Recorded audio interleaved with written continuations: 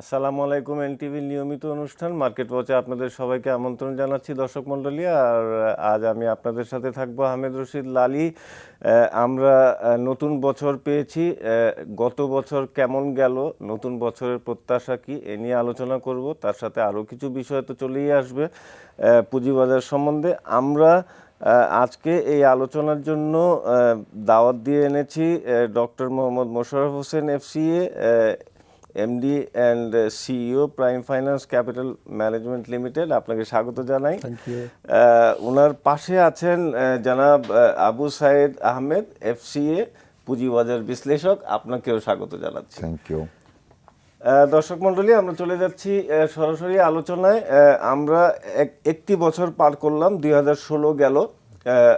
আপনি কেমন দেখছেন 2016? কেন জিজ্ঞেস করলাম? এই জন্য যে আমরা আশা করেছিলাম যে 2016 will be a take off year. সেটা আমরা শেষের দিকে এসে তাই পেলাম যে অ্যারাউন্ড অক্টোবর নভেম্বর থেকে বাজারটা একটা টেক অফ মোডে গেছে। আমরা যেখান থেকে 1200-1300 কোটি টাকা ভলিউম দেখতে পাচ্ছি, যদিও এই বাজারটা 1500 কোটি টাকার কমে ভলিউম হওয়া উচিত না আমাদের পারিপার্শ্বিক যে ইকোনমির যে অবস্থা, ইন্টারেস্ট রেট ইত্যাদি। আপনি কেমন দেখছেন 2016 সাল, এবং 17 সাল কেমন আপনি দেখতে চাচ্ছেন? না, 16 কিন্তু টেক অফই হয়েছে, যদিও হয়তো একটু লাস্ট ল্যাগে হয়েছে, বাট 16তে তো হয়েছে। কারণ আপনারাও বলতেন বিভিন্ন মিটিংয়ে, আপনাকেও আমি বলতে শুনেছি, ইভেন আমাদের খোদ পিএম বলেছেন যে 16 সাল টেক অফ হবে। তো আলটিমেটলি ইভেনচুয়ালি কিন্তু হয়েছে, এবং সেটার রেস তো এখনও আপনার চলছে, এবং এটা সাস্টেইন করবে বলেই আমরা মনে করি। আর পার্টিকুলারলি তো প্রথম দিকে হয়তো আপ ডাউন ছিল, কিন্তু অতটুকু কিন্তু খারাপ ছিল না 16টা, যদি আমরা পুরোটা বিশ্লেষণ করি। শেষের দিকে এসে তো আপনার টেক অফই হলো, এবং আপনার বলা যায় যে সব কিছুই ব্যালেন্সড ছিল। এবং ক্যাপিটাল মার্কেটের জন্য যে পজিটিভ ইন্ডিকেটার্সগুলো দরকার, সেগুলো সবই কিন্তু এখন এক্সিস্ট করছে। লাইক আপনার ইন্টারেস্ট রেট, তারপরে আপনার ব্যালেন্সড আপনার নিউ ইস্যু ক্যাপিটাল মার্কেটে আসা, যেটা তার আগের বছরে কিন্তু আগের বছরে অনেক সময় আমরা বলতে শুনতাম যে অনেকগুলো বেশি চলে এসেছে, কিন্তু গত বছর আসলে একটা ব্যালেন্সড অবস্থায় ছিল, এবং এবছর এখনও আমরা লক্ষ্য করতে পারছি সেরকমই আছে। আর তাছাড়া গত বছর প্লাস তার আগের বছরও যদি আমি একটু টেনে আনি, বেশ কিছু রিফরমেশন হয়েছে, বিশেষ করে আপনার বুক বিল্ডিং আইনে, তারপরে নতুন ইস্যু মার্কেটে আসার ক্ষেত্রে, সেগুলো এক্সিকিউশন কিন্তু আপনার শুরু হয়েছে। তো এই এক্সিকিউশন প্লাস আরও যে নতুন নতুন রিফরমেশন যেগুলো ক্যাপিটাল মার্কেটে ইন্ডাক্টেড হলো, সেগুলো নিয়ে 17টা বেশ ভালো যাবে বলে আমরা প্রত্যাশা করছি। আর 17 শুরুটা তো ভালোই হলো, ভালো আছে এখনও, এবং এই যে ফার্স্ট কোয়ার্টার, এটা ভালো যাবে বিকজ অফ আপনার এই যে ফাইন্যান্সিয়াল সেক্টরের যে ইস্যুসগুলো আছে বা স্টকসগুলো আছে, এগুলো তো ডিভিডেন্ড পেইং মৌসুম শুরু হয়ে যাচ্ছে। এবং এখন যদি কেউ এই জায়গায় ইনভেস্ট করে, তাহলে আমরা দেখেছি এমন শেয়ারও আছে যেটার ইল্ড কিন্তু এফডি রেটের চেয়েও বেশি পড়বে। লাইক আপনার 3 মাসে যদি সে 10% ডিভিডেন্ডও পায়, just to be in the A category list, তাহলে আপনার 3 মাসে 10% মানে কিন্তু বছরে 40% ইল্ড। যদিও এটা আপনার ইকুয়ালি আপনার স্প্রেডেড হবে না, কিন্তু অ্যাভারেজ ইল্ড কিন্তু সারা বছরের জন্য যদি আমি ধরি, তাও তো 10%ই আমি আয় করে নিতে পারলাম, যেটা স্টিল বেটার দেন দি এফডি। তার মানে আমরা অল ইন অল যদি আমরা বলি যে 2016 সালটা রিফর্মসগুলো যা হয়েছে 3-4 বছরে, সেইটার একটা প্রতিফলন আমরা দেখতে পেলাম। তার সাথে আমরা দেখতে পেলাম যে ওভারঅল ইকোনমিক কন্ডিশন যা আছে, তাতে একটা পজিটিভ রেসপন্স শেষের দিকে এসে 2016-তে বাজার দেখতে পেয়েছে। আপনার মতামত একটু জানতে চাচ্ছি জনাব সাইদ। জি, ধন্যবাদ আপনাকে। 2016-র আগে থেকেই তো আমরা চিন্তা করতেছিলাম যে মার্কেট ঘুরে দাঁড়াবে। আর আরেকটা ব্যাপার হচ্ছে গিয়ে যে সময়ের দৃষ্টিকোণ থেকে আমরা যদি চিন্তা করি যে 96-এর যে ডিবাকলটা, এরপরে 2010-এর ডিবাকল, আমরা আশাবাদী যে দিনকে দিন যেভাবে চেঞ্জ আমাদের ওভারঅল ক্যাপিটাল মার্কেট যেভাবে চেঞ্জ হচ্ছে, হয়তো আমাদেরকে সামনে আর কোনো ডিবাকল ফেস করতে হবে না। এক্স্যাক্টলি 1996 কিংবা 2010-এর মতো হয়তো এরকম কোনো ডিবাকল আমাদেরকে দেখতে হবে না। শেয়ার মার্কেটে আপডাউন থাকবেই। আর 2015 থেকেই তো আমরা মোটামুটিভাবে একটা প্রস্তুতি নিচ্ছিলাম যে টেক অফ আসতেছে। তো 16 শেষের দিকে টেক অফ আসলো, যেটা অলরেডি মোশাররফ ভাই বললেন। আর এমনিতে আরেকটা ব্যাপার যেটা, সেটা হচ্ছে গিয়ে যে মার্কেটে কিন্তু ফ্লোটা বেড়েছে, ফরেন ইনভেস্টমেন্টও বাড়তেছে, কারণ বেশ কিছু পত্রপত্রিকা নিউজ করতেছে যে মার্কেটে ফরেন অ্যামাউন্ট আসতেছে, অ্যাজ ওয়েল অ্যাজ প্রান্তিক বিনিয়োগকারীরা আবার ব্যাক করতেছে। তো 16 শেষের দিকে যে অবস্থানটা বিরাজ করলো, 17তে যেটা এখন কন্টিনিউ করতেছে, প্রধান কথা হচ্ছে যে মার্কেটটা যেহেতু ডিমান্ড এবং সাপ্লাইয়ের একটা কম্বিনেশন, আমাদেরকে আসলে ডিমান্ডটাও অতিরিক্ত মাত্রায়ও বাড়তে দেওয়া যাবে না, যেটা কিনা যে হচ্ছে মার্কেট সাপোর্ট করবে না, অ্যাজ ওয়েল অ্যাজ আবার সাপ্লাইটাও ওইভাবে বাড়তে দেওয়া যাবে না। তো এই কম্বিনেশনটা যদি আমরা ধরে রাখতে পারি, আলটিমেটলি আমরা একটা স্ট্রং একটা ক্যাপিটাল মার্কেট পাবো।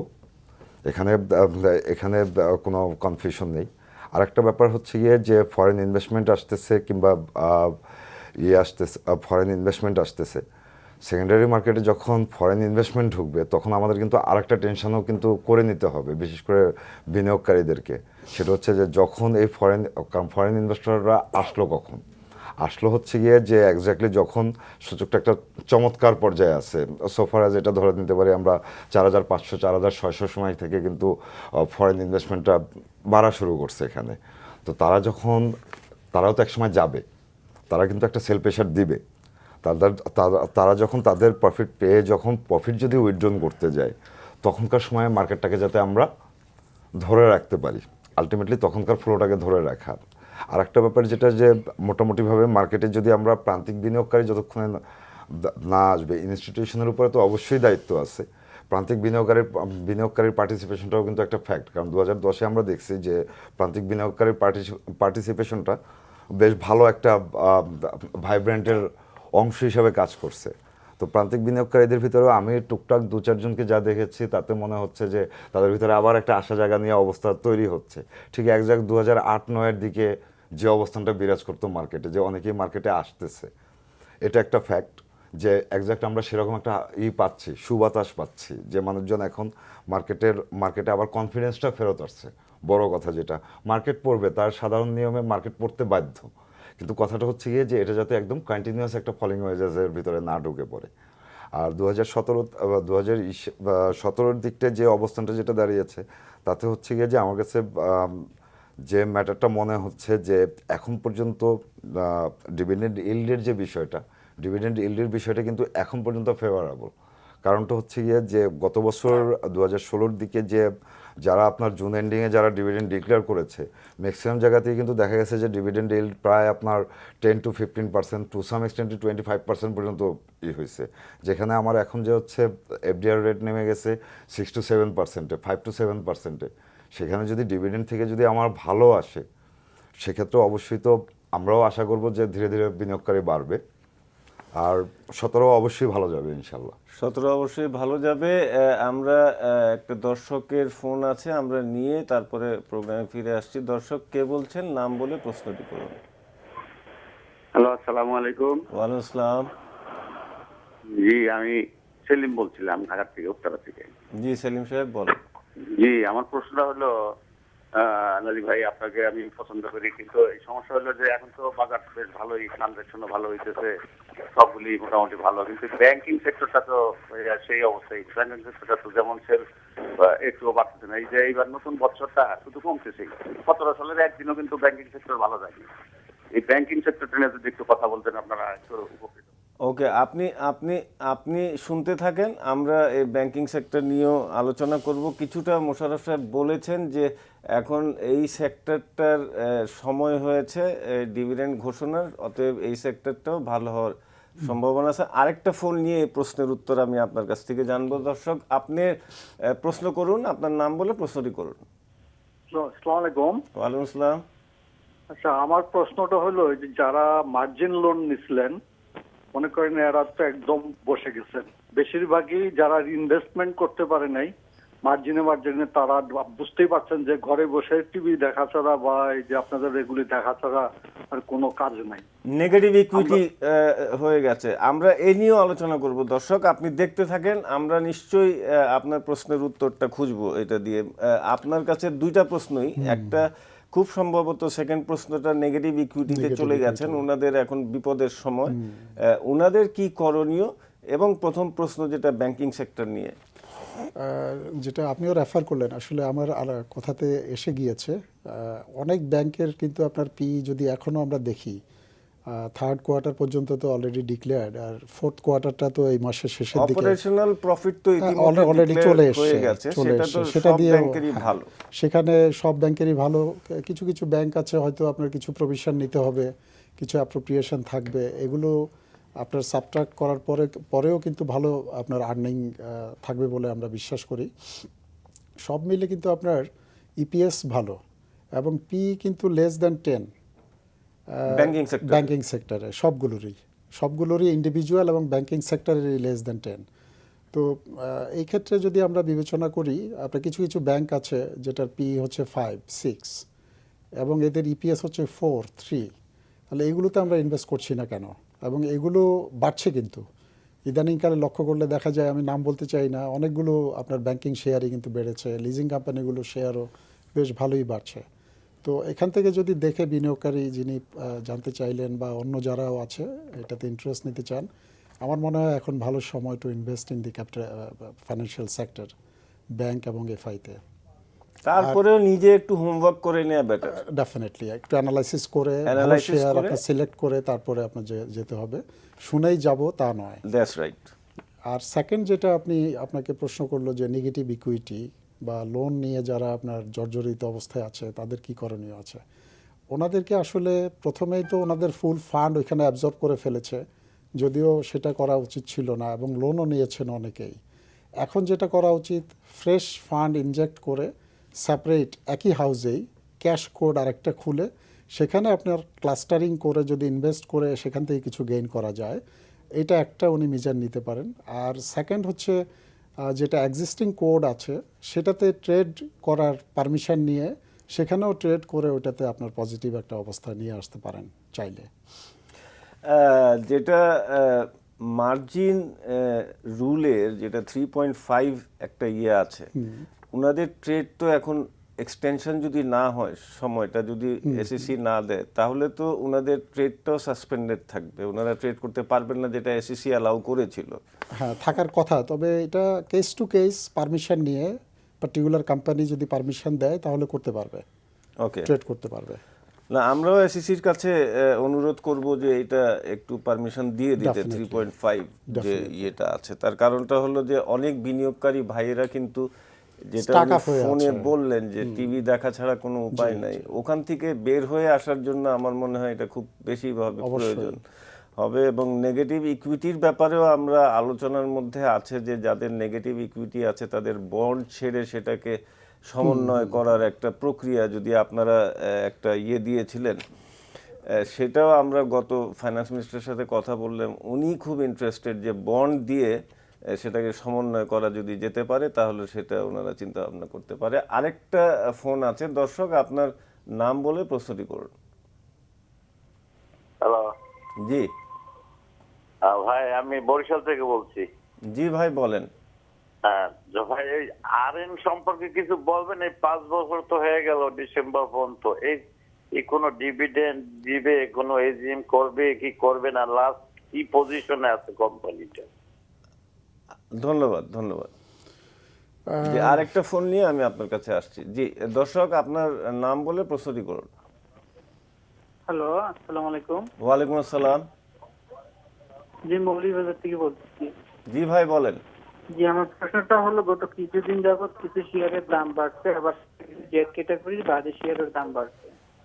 সেই জেড ক্যাটাগরির বাজে শেয়ারের দাম বাড়ার সাথে সাথে ভালো যে শেয়ারগুলোর দাম বাড়ছে সেগুলোকেও দাম বাড়ার কারণ জানতে যাওয়া হয়েছে। ওই ভালো শেয়ারগুলো যখন পর 5 বছর যাবত করতেছিল তখন কি আপনারা কেউ জিজ্ঞাসা করতেন? বাজে শেয়ারগুলো তো আপনারাই মার্কেটে দিচ্ছেন, আর দিয়ে এখন কেন আবার গোলাটিকে মার্কেটটা নষ্ট করতেছেন? আজকে যে মার্কেট করছে শুধু এইটার কারণে। জি ধন্যবাদ ধন্যবাদ। দর্শক আপনাকে একটু বলে রাখি, দেখেন মার্কেট কিন্তু প্রফিট টেকিং হবেই।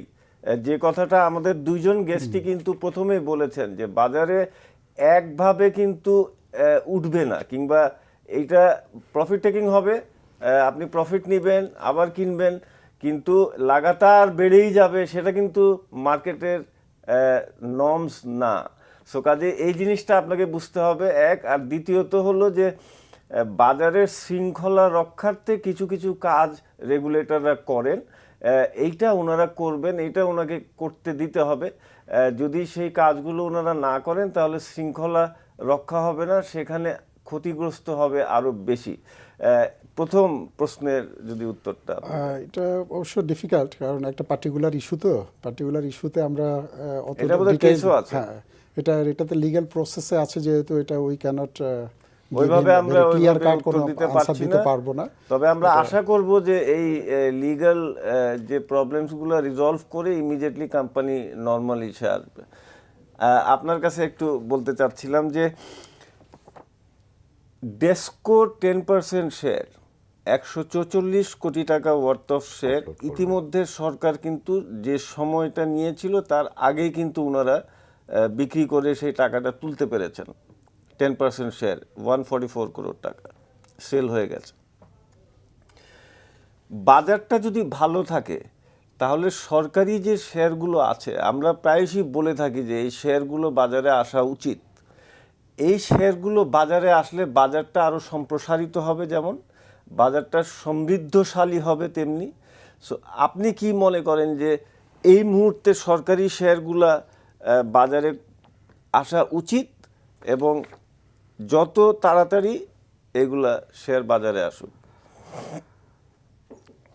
সরকারি শেয়ার বাজারে আসলে বাজারের অবশ্যই উন্নতি হবে। ইন এ সেন্স হচ্ছে গিয়ে যে গভর্নমেন্টেরও তখন কনফিডেন্সটা থাকলো যে না, আমরা বাজারের সাথে পার্টিসিপেশনে আসছি। এক্স্যাক্ট এই আমার কাছে ক্ষণটা কিন্তু একটু কেমন যেন লাগতেছে।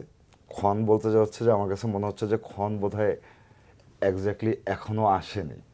কারণ আপনাকে বাজারে ওই যেটা বললাম, ডিমান্ড এবং সাপ্লাই, আমাদের মাত্র আপনার গতকালকে 1400 কোটির মতো টাচ করছে ট্রানজ্যাকশন, যেটা কিনা গত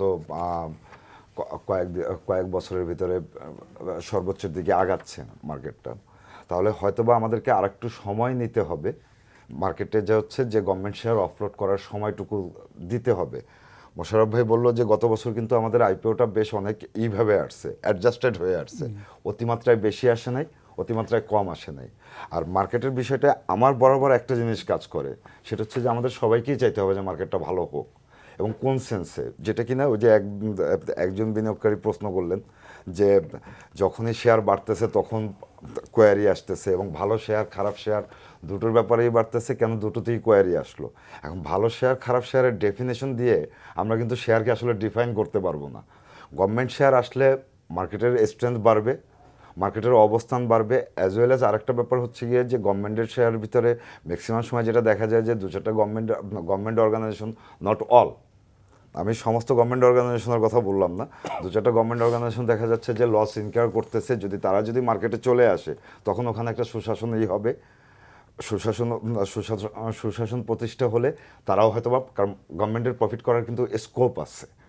আর যখনই মার্কেটে যা হচ্ছে গভর্নমেন্ট শেয়ার আসবে, তখন ইনভেস্টরের কনফিডেন্স বেড়ে যাবে যে গভর্নমেন্টের শেয়ার মার্কেটে আসতেছে। তো যার জন্য ক্ষণটা যদি আরেকটু মার্কেটটা স্টেবল হওয়ার পরে যদি আসে, কারণ তখনই কি হবে যে একটা বড় শেয়ার যখনই অফলোড করতে যাবে, তখন কিন্তু আলটিমেটলি যেটা দেখা যাবে যে বাজারে একটা সেল প্রেশার বিরাজ করতে পারে, এবং মানুষজন ফান্ড ওদিকে সরিয়ে নিয়ে যেতে চাবে। তো মার্কেটটা আরেকটু স্টেবল হওয়ার পরে যদি গভর্নমেন্ট শেয়ারগুলো আসে, সেটা বেটার হবে আর কি। আমি চলে যাচ্ছি জানাব মোশাররফ আপনার কাছে একটা প্রশ্ন ছিল ডেরিভেটিভস নিয়ে, যদি আপনি একটু বলেন। ডেরিভেটিভসটা আসলে তো এটা আমাদের দেশে একেবারে নেই। আইনের কথা আপনি যেটা বললেন, এটা ড্রাফট পর্যায়ে আছে। আমরা আশা করছি এবছরের মধ্যে হয়তো হয়ে যেতে পারে, এবং সেটার কিন্তু আপনার মেজার্সগুলো আমাদের রেগুলেটর নিচ্ছে, এবং গভর্নমেন্টের এন্ড থেকেও কিন্তু আপনার নিচ্ছে। আপনি জেনে থাকবেন যে 8 তারিখে যেটা ফাইন্যান্সিয়াল লিটারেসির উপর দেশব্যাপী প্রোগ্রামের আপনার ওপেন করতে যাচ্ছে আমাদের অনারেবল প্রাইম মিনিস্টার, এটা কিন্তু সেদিকেই আসলে আমরা যাচ্ছি আস্তে আস্তে। এবং এই ডেরিভেটিভস হতে হবে, এটা আমাদের যারা আমরা মার্কেট ইন্টারমিডিয়ারিজ আছি, ইনভেস্টার্স আছি, প্লেয়ার্স আছি, আমরা এটা চাই, কারণ প্রোডাক্ট ডাইভার্সিফিকেশনের বিকল্প নাই। আর ইন্ডিয়াতেও আমরা যদি তাকাই, ইন্ডিয়াতে কিন্তু আপনার 2000 সনে ওরা ইকুইটি ডেরিভেটিভস যেটা স্টক ডেরিভেটিভসটা ওরা শুরু করেছিল 2000 সনে। কমোডিটিজ ডেরিভেটিভস তারও অনেক আগে ধরে ওরা করতেছিল। তো 2000 সনে করার পর এই উইদিন দিস 16 ইয়ার টাইম ওরা যেটা দেখতে পেলো, ট্রেড ভলিউমের 90% কিন্তু দখল করে ফেলেছে ডেরিভেটিভস মার্কেট, আর 10% হচ্ছে ইকুইটি মার্কেট প্লাস বন্ড এগুলো আপনার করছে। তো আমরা আমাদের মার্কেটে যদি আপনার ভলিউম বাড়াতে চাই, ট্রেড ভলিউম বাড়াতে চাই, স্ট্যাবিলিটি আনতে চাই, ফরেন ইনভেস্টরদেরকে আপনার অ্যাট্রাক্ট করাতে চাই, বা ওদেরকে আনার পরেও সাস্টেইন করাতে চাই, তাহলে ডেরিভেটিভস কিন্তু লাগবে। এখন প্রশ্ন হচ্ছে যে ডেরিভেটিভসের জন্য আমরা তৈরি কিনা, যেটা আপনিও বললেন অফ দি এয়ারে, আপনিও নিজে শেয়ার করতেছিলেন যে আমরা কিভাবে যেতে পারি। তো সেটা এটা একেবারে ফুললি আমরা প্রিপেয়ার্ড না, কারণ এখানে নলেজ বেসড মার্কেট। এটা ডেরিভেটিভসটা আপনাকে জানতে হবে কিভাবে অপশানগুলো কাজ করে, ফরওয়ার্ড কিভাবে কাজ করে, পুট অপশান, কল অপশান কি, সোয়াপ কি, হেজিং কি, এগুলো কিন্তু আমরা এখনও সেভাবে থিওরিটিক্যালিও জানি না। প্র্যাকটিসে গিয়ে দেখা যাবে যে গুলিয়ে ফেলতে পারি। তো সেই ক্ষেত্রে আমরা যদি এরকম করি যে সব ইনভেস্টরকে ডেরিভেটিভ মার্কেটে আমরা অ্যালাউ করব না, ইনস্টিটিউশনাল বা হাই নেটওয়ার্থ ইন্ডিভিজুয়ালকে আমরা অ্যালাউ করলাম, এবং এই ডেরিভেটিভস মার্কেটে লিস্টেড হতে হলে আপনার সেই ক্যাপিটালাইজেশন, মার্কেট ক্যাপিটালাইজেশনের একটা লিমিট থাকতে হবে, ফ্রি ফ্লোটের একটা লিমিট থাকতে হবে। দ্যাট ইজ ব্লু চিপ কোম্পানিগুলোকে আমরা এখানে দেখতে প্রাথমিকভাবে আমরা অ্যানলিস্ট করতে চেষ্টা করতে পারি। তো সার্বিকভাবে বিবেচনা করলে আসলে ডেরিভেটিভসটা খুবই অ্যাসেনশিয়াল। এটা হওয়া উচিত নানা কারণে, যেটা আমি বললাম যে ফরেন ইনভেস্টররা ইকুইটিতে আছে এবং তারা কিন্তু আমাদের চেয়ে নলেজ ওরিয়েন্টেড এবং সিজেন্ড ইনভেস্টর। তারা যখন ইকুইটিতে আপনার এক্সস্টেড হয়ে যাবে তখন কোথায় যাবে? না দেখেন, আমাদের ডেট মার্কেট তো ডেভেলপ করতে হবে, এর কোনো মানে বিকল্প নাই।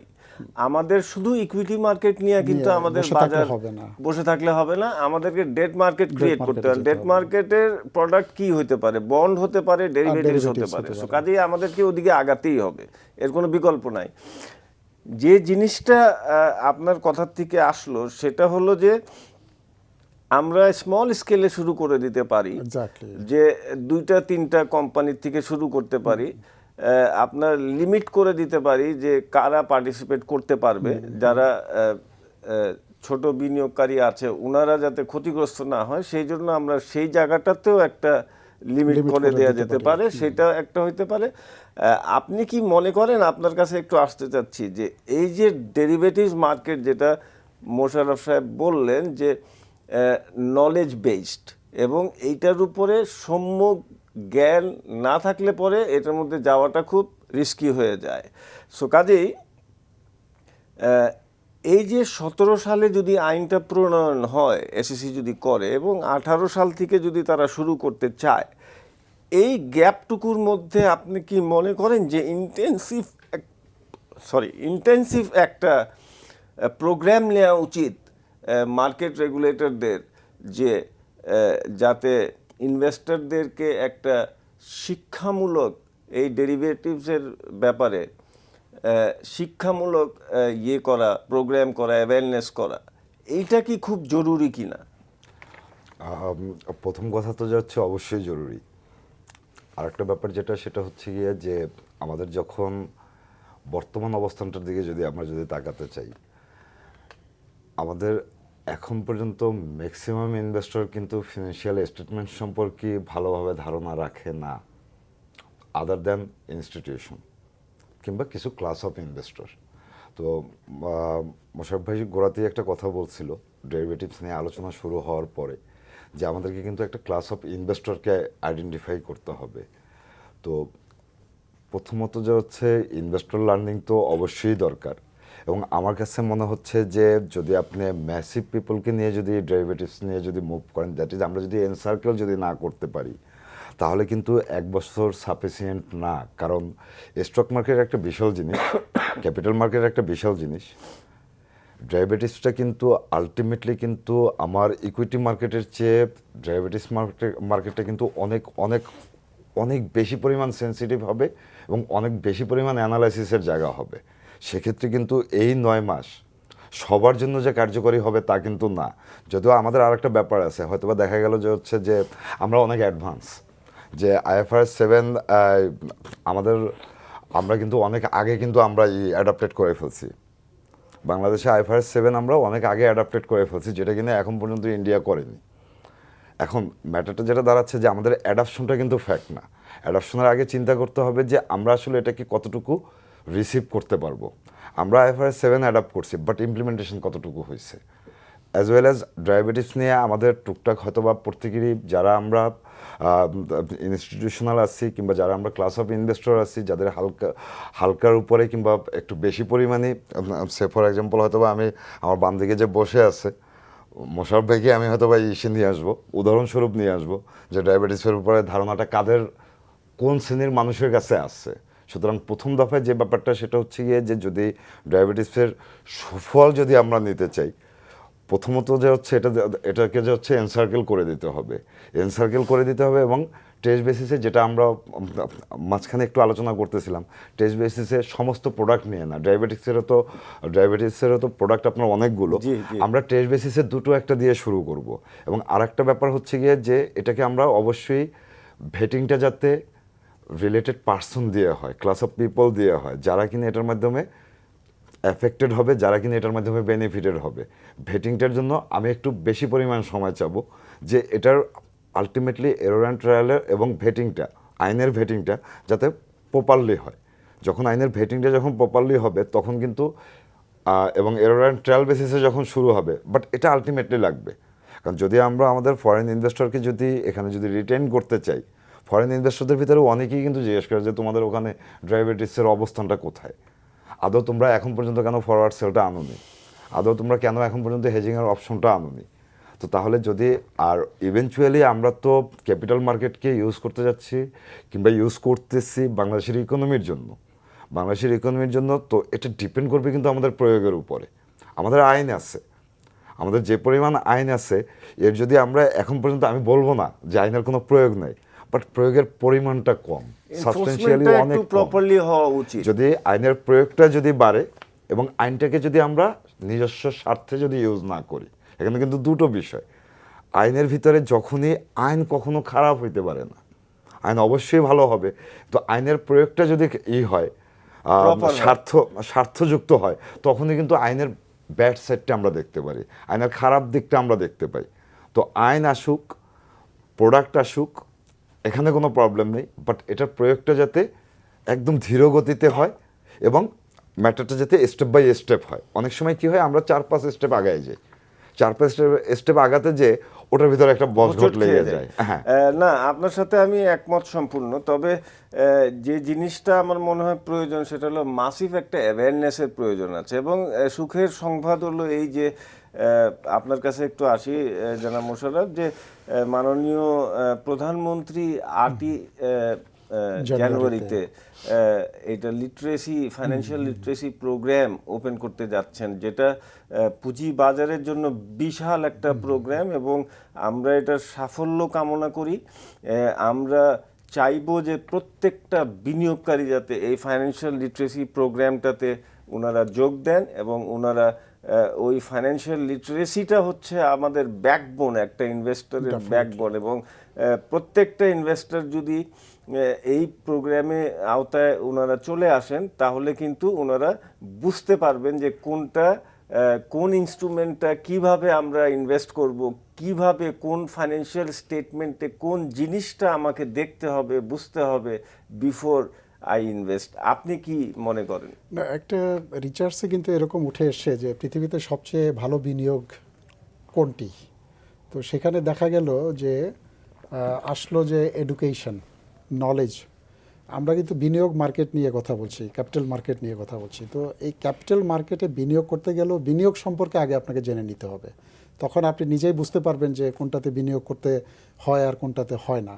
আর এখন যেটা দেশব্যাপী হচ্ছে, যেটা অনারেবল প্রাইম মিনিস্টার উদ্বোধন করতে যাচ্ছেন, আমাদের যে financial literacy program, Securities and Exchange Commission এটা দায়িত্ব পালন করছে। তো এইটাতে আমাদের সবাইকে তো অবশ্যই হাত মিলাতে হবে, কারণ আমাকে I have to know first then invest, এইটা ছাড়া উপায় নাই। কিন্তু আপনাকে পড়তে হবে, জানতে হবে।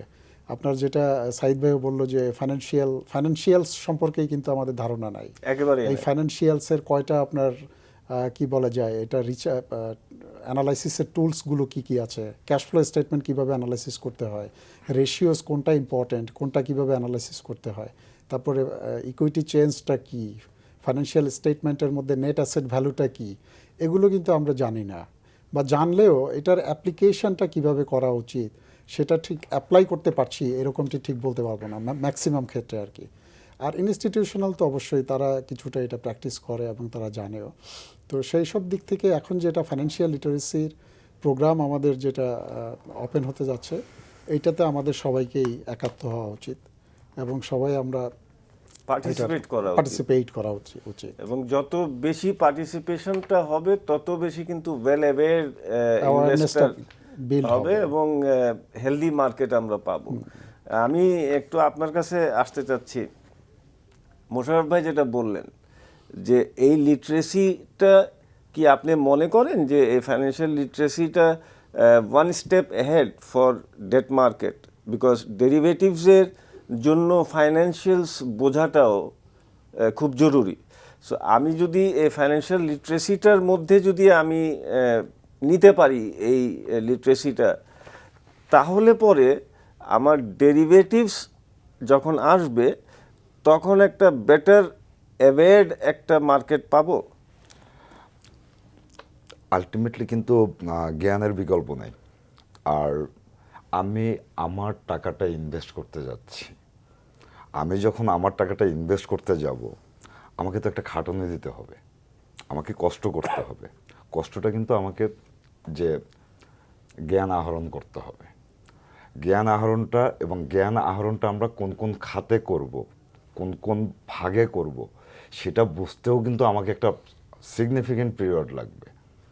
আমাকে দেখা গেল যে হচ্ছে যে আমি শুধুমাত্র ফিনান্সিয়ালটাই বুঝতেছি, ফিনান্সিয়াল বুঝে নিলাম অনেক কষ্ট, একটু কষ্ট ক্লেশ করে, আমি অ্যাকাউন্টেন্ট না, এই পর্যায়ে আমি ফিনান্সিয়াল বুঝতে যাচ্ছি। আমাকে একজন নর্মালি যে কিনা অ্যাকাউন্টেন্ট হিসাবে দায়িত্ব পালন করতেছি কিংবা যার কিনা অ্যাকাউন্টিং নলেজ আছে তার তুলনায় হয়তো আমাকে একটু বেশি পরিমাণ কষ্ট করতে হবে। আমরা অন্যান্য দেশে কি দেখতেছি, অন্যান্য দেশে যে পর্যায়টা দেখতেছি তাতে হচ্ছে গিয়ে যে যারা কিনা নন ফাইন্যান্সিয়াল ব্যাকগ্রাউন্ডেড তাদেরও কিন্তু যারা স্টক মার্কেটে আসতেছে তাদের কিন্তু স্টক মার্কেটের উপরে খুব ভালো একটা ধারণা নিয়ে আসতেছে। কারণ তারা তাদের টাকা যেহেতু ইনভেস্ট করবে, তারা তাদের অ্যামাউন্ট যেহেতু ইনভেস্ট করবে, আমি না জেনে ইনভেস্ট করার মানেটা কি, আমি একটা প্রোডাক্ট কিনতে গেলে যেরকম আমার গুণগত মান দেখতে হয়, এক্স্যাক্টলি আমি যখন আমি আমার কোনো স্টক মার্কেট থেকে আমি একটা চুজ করবো, স্ক্রিপ্ট চুজ করব, আমাকে তো ওটার মানটা দেখে নিতে হবে। এখন কেউ একজন আমাকে ফোন দিল, ভাই ওটা ভালো হবে, আর আমি কিনে নিলাম, তাহলে আমি দেখলামটা কি? আমার তো ওই যে ফোনটুকুই যে হচ্ছে সম্বল। ডেরিভেটিভসটা ফিনান্সিয়াল স্টেটমেন্টসের অনেক গুণ অ্যাহেডে অবস্থান করবে, কিংবা আমাদের ফিনান্সিয়াল অ্যাকাউন্টিংয়ের এখানে বিষয়টা কি, একটা ফিনান্সিয়াল অ্যাকাউন্টিং আর একটা ফাইন্যান্সিয়াল ম্যানেজমেন্ট। তো ফিনান্সিয়াল অ্যাকাউন্টিংটা ভিত রচনা করবে, ম্যানেজমেন্টটা যখন রচনা করতে যাবে, ম্যানেজমেন্টটা যখন বুঝতে যাবে, তখন কিন্তু তাকে ফিনান্সিয়াল অ্যাকাউন্টিং বুঝতে যতটুকু সময় লাগবে তার চাইতে তাকে বেশি পরিমাণ সময় দিতে হবে। আর অনলি যে ফিনান্সিয়াল স্টেটমেন্টসটাকে যে আমরা বেস ধরতেছি, কারণ আমরা আনফর্চুনেটলি আজকে দুজনেই অ্যাকাউন্টেন্ট পড়ছি, তো সেক্ষেত্রে আমরা যদি বারবার যদি শুধুমাত্র অ্যাকাউন্টিংয়ে বলতে থাকি, অন্যান্য ইনভেস্টররা চিন্তা করতে পারে যে আমরা কি তাহলে অন্য কোনো কিছুর দিকে কি তাকাবো না। আমাদের কিন্তু এখানে অনেকগুলো ম্যাটার কাজ করবে এবং যেটা কিনা ডেরিভেটিভসের ক্ষেত্রেও আমাদের করতে হবে, বিবেচ্য বিষয় হিসেবে আসবে রিস্ক মিনিমাইজেশন। আমি যদি একটা শেয়ারের রিস্ক যদি অ্যাসেস না করতে পারি, এখন বিষয়টা কি দাঁড়াচ্ছে, একটা খুব বাজে শেয়ার হতে পারে, খুবই বাজে শেয়ার, তো আমি টের পাচ্ছি যে ভবিষ্যতে এটার প্রসপেক্ট ভালো, হয়তো বা যে হচ্ছে এখন দেখা গেল যে হচ্ছে যে একটা পলিথিন কোম্পানি একদম পুরো হয়ে গেছে, ইকুইটির দিক থেকে নেগেটিভ হয়ে গেছে, অ্যাজ ওয়েল অ্যাজ যে হচ্ছে তার কন্টিনিউয়াসলি যে হচ্ছে তার নেগেটিভ আর্নিং আছে। যদি আমার কাছে হুট করে মনে হয়, যদিও আমরা চাবো না কোনো কর্মে যে গভর্নমেন্ট আবার পলিথিন ওপেন করুক, গভর্নমেন্ট পলিথিন ওপেন করুক, এটা কিন্তু আমরা চাবো না, কিন্তু দেখা গেল যে হচ্ছে যে আমি কোনো কর্মে টের পেলাম যে পাটের যে পরিমাণ ঘাটতি আসতেছে, ভবিষ্যতে গভর্নমেন্ট এটা ছেড়ে দিবে, তখন কিন্তু ওই খারাপ শেয়ারটাই আমার জন্য ভালো হয়ে গেল। টু সাম এক্সটেন্টে কী হয়, শেয়ার মার্কেট রিলেটেড না এই নিউজগুলিকে পড়তে হবে, আমাকে কিন্তু 3 থেকে 4 ঘন্টা কিন্তু কমপক্ষে 1টা ঘন্টা কিন্তু দৈনিক পত্রিকায় দিতে হবে এবং ইকোনমি রিলেটেড পড়তে হবে। আমি যখন দেখলাম যে বম্বে সেন্সেক্সে হেজিং শব্দটাও লেখা আছে, সোয়াপ শব্দটা লেখা আছে, বম্বে সেন্সেক্সের উপরে কোনো একটা রিপোর্ট আসছে, আমার ভিতরে তখন কিন্তু একটা কোয়ারি চলে আসবে যে এই যে বললো সোয়াপ শব্দটা বললো কিংবা হেজিং শব্দটা বললো, এটার মিনিংটা কি? আমি তখন কিন্তু খুঁজতে যাব যে এটার মিনিংটা কি। এখন যদি আমি না পড়ি, আমি যদি না জানার চেষ্টা করি, মার্কেটটা কোথায় চলে যাচ্ছে? আমার অ্যাজাম্পশনের উপরে চলে যাচ্ছে। আমার মতো মানুষের সংখ্যা যদি বেড়ে যায় অ্যাজাম্পশনের, তখন কিন্তু মার্কেট আর আপনার স্ট্রং ফর্মে যেতে পারবে না। আমরা কিন্তু চাই এবং এই প্রফেশনের কিন্তু আরেকটা বড় সুবিধা আছে, মার্কেটের কিন্তু একটা বড় সুবিধা আছে। অন্য জায়গায় কি হয়, অন্য জায়গায় চিন্তা করে কি যে ওর অবস্থান ভালো হয়ে গেলে তো বিপদ। এখানে কিন্তু যদি সকল ইনভেস্টর যদি আমরা অ্যাওয়ার হয়ে যাই, মার্কেট কিন্তু সেমি স্ট্রং ফর্ম থেকে কিন্তু অটোমেটিক্যালি স্ট্রং ফর্মে চলে যাবে। তখন কিন্তু আর আমাদেরকে কিন্তু ওই 96 কিংবা 2010-এর মতো কোনো ডিবাগল দেখতে হবে না। তো 96 কিংবা 2010-এর মতো ডিবাগল যদি না দেখি, আমরা চাচ্ছি যে মার্কেট স্টেবল হোক। অ্যাবসলিউটলি। এবং আমার মনে হয় যেটা শুরুতেও আপনি বলেছিলেন যে 96-2010 সালে অনেক কিছু শিক্ষা দিয়ে গেছে আমাদেরকে, আমরা যারা বিনিয়োগকারী আছি আমরা অনেক কিছু শিক্ষা পেয়েছি এই দুইটা ডিব্যাকল থেকে। আমি একটু আপনার কাছে আসতে চাচ্ছি মোশাররফ ভাই, যে ব্যাংকিং সেক্টরে যেটা একজন প্রশ্ন করেছিলেন যে ব্যাংকিং সেক্টরটা কেন উঠছে না। ব্যাংকিং সেক্টরে তারল্য অনেক বেশি এই মুহূর্তে আছে। ব্যাংকিং সেক্টরে আমরা যেটা দেখতে পাচ্ছি সেটা হলো অপারেটিং প্রফিটটা খুব ভালো এসছে, যেটা আপনি কিছুটা বর্ণনা দিয়েছেন যে এখান থেকে এইগুলা মাইনাস হবে, তারপরে নেট প্রফিটটা পাবো। অন্যান্য সকল সেক্টর রেসপন্ড করছে বাজারের এই পরিস্থিতিতে মোটামুটিভাবে, ব্যাংকিং সেক্টর রেসপন্ড করছে না কেন? এটা পুরাটা কি আমি একমত হব প্রেসিডেন্ট সাহেব আপনার সাথে, কারণ কিছু কিছু কিন্তু করছে। আর এটার এমনি একটা কারণ হয়তো আপনার সাথে আপনার কথার সাথে যেতে পারে, সেটা হচ্ছে যে এটার লিকুইডিটি ফ্রি ফ্লোটটা বেশি। আপনার প্রত্যেকটা ব্যাংকেরই আপনার পেইড আপ ক্যাপিটাল সবচেয়ে কম মনে হয় 500 কোটির বেসেল 3 দিকে যেহেতু হ্যাঁ, তো এখানে দেখা যায় যে 900, 1000, ইভেন 2000 কোটি টাকা, 1700 কোটি টাকা, 2000 কোটি টাকা আছে। তো এইটা আপনার এত বড় ভলিউমের শেয়ার, যেটা আপনার সাপ্লাই রয়ে আছে, ডিমান্ড ক্রিয়েট করার যেটা বিষয়টা, সেটা ওইভাবে তৈরি হতে পারছে না দেখে হয়তো হতে পারে যে সেইভাবে মুভ করছে না। আমি এটাই কারণ দেখি। আরেকটা হতে পারে যে এইটার কারণে একটা হয়তো ইয়ে হয়ে আছে, আপনার কনফিডেন্সটা ল্যাক হয়ে আছে এই সেক্টরে। বাট এইটার অন্য দিকের যে অ্যানালাইসিস, সেটা হচ্ছে যে ইল্ড যেটা দিতে পারে এই সেক্টরটা, এটা কিন্তু আপনার এফডিও দিতে পারে না। অন্য সেক্টর যেগুলো ইঞ্জিনিয়ারিং সেক্টর আছে, ফার্মাসিউটিক্যাল কোম্পানি আছে, এগুলোর হয়তো ক্যাপিটাল গেইন বেশি হয়, কিন্তু ইল্ডের দিক থেকে ডিভিডেন্ড ইল্ড, আমি ডিভিডেন্ড ইল্ডের কথা বলবো, ডিভিডেন্ড ইল্ড কিন্তু আপনার এই সেক্টরে বেশি হবে, কারণ প্রাইস কম, ডিভিডেন্ড ইল্ড কিন্তু বেশি। তো এই দিকে আপনার নজরে সবারই আনা উচিত। আর যেটা আপনিও বারবার ফোকাস করছেন যে ফাইন্যান্সিয়াল লিটারেসি বা আমাদের নলেজ গেইনিং, নলেজ ম্যানেজমেন্ট, আমরা তো ফাইন্যান্সিয়াল ম্যানেজমেন্ট, ইনভেস্টমেন্ট ম্যানেজমেন্ট এগুলো নিয়ে আপনার বেশি কনসার্ন। তো নলেজ ম্যানেজমেন্টটা ইম্পর্ট্যান্ট বিফোর ইনভেস্টিং। তো এখানে আমরা শুধু আমি বলেছি ফান্ডামেন্টাল সাইডের, এখানে কিন্তু রয়ে আছে আপনার টেকনিক্যাল এরিয়াতে অনেকগুলো রয়ে আছে। আমি এখনও বলতে পারি আমাদের ইনভেস্টরদের 99% টেকনিক্যাল অ্যানালাইসিসের খুব সামান্যতম এরিয়াতেও আমরা হাত দেওয়ার সময় পাই না। লাইক আপনার কয়জন আমরা আরএসআই দেখে ইনভেস্ট করি, কতজন এমএসসিডি দেখে আমরা ইনভেস্ট করি বা সেল ডিসিশন নেই, খুব বেশি না। এখানে খুব হার্ডলি এ ফিউ যারা ইনস্টিটিউশনে রিচার্জ করে তারা আপনার এইদিকে যায়। তো আমরা এটাকে মাস করতে চাই, ম্যাসিভ করতে চাই, ইনক্লুসিভ করতে চাই through this financial literacy program, যাতে করে সবাই ফান্ডামেন্টালটাও আমরা অ্যানালাইসিস করি এবং টেকনিক্যাল যে এরিয়া, ভাস্ট এরিয়া রয়ে আছে, আপনার কতজন ক্যান্ডেলস্টিক জানে, হেকেন ঐশী কয়জন ব্যবহার করি আমরা, কেউই আমরা আসলে এটা সম্পর্কে জানিও না। অথচ আপনার ফরেনাররা সবাই কিন্তু এটা দেখে ইনভেস্ট করে কিন্তু লাভবান হচ্ছে। আমি মোশাররফ ভাই আপনার সাথে শেষ পর্যায়ে চলে এসেছি প্রোগ্রামের। এই মুহূর্তে বিনিয়োগকারীদের জন্য কি বলবেন আপনি? আমি বেশি বলবো না, দু তিনটা কথাই বলে শেষ করব। সেটা একটা হচ্ছে যে ওইটাই যে জেনে বুঝে বিনিয়োগ করা, রিউমারে না বিনিয়োগ করা, এবং ফান্ডামেন্টাল দেখে বেশিরভাগ ক্ষেত্রেই বিনিয়োগ করা, আর শর্ট টার্মে, লং টার্মে ফান্ডামেন্টাল দেখে বিনিয়োগ করা, আর শর্ট টার্মে টেকনিক্যাল অ্যানালাইসিসে তাদের কিছুটা হলেও সময় দেওয়া উচিত, দেখে ট্রেড করা। রাইট, আপনার 30 সেকেন্ডে। প্রথম কথা হচ্ছে যে লিটারেসি বাড়াইতে হবে, জ্ঞান বাড়াইতে হবে মার্কেটের উপরে। ওয়ারেন বাফেটের একটা উক্তি দিয়েই তাহলে করে দিই, ফিনিশিং টেনে দেই, 2 পা দিয়ে গভীরতা মাপা যাবে না। ওকে, এখন আমার যদি যতটুকু পারচেস পাওয়ার আছে আমি তার চাইতে বেশি পরিমাণ নিয়ে আসলাম, অটোমেটিক্যালি কিন্তু আমি আমাকে সেল প্রেশার দিলাম। রাইট। সুতরাং দুই ধন্যবাদ, পা দিয়ে গভীরতা ধন্যবাদ মাপা যাবে না। আপনাদের দুজনকে অনেক অনেক ধন্যবাদ জানাচ্ছি। আপনারা আজকে আমাদের প্রোগ্রামে এসেছেন, সময় দিয়েছেন।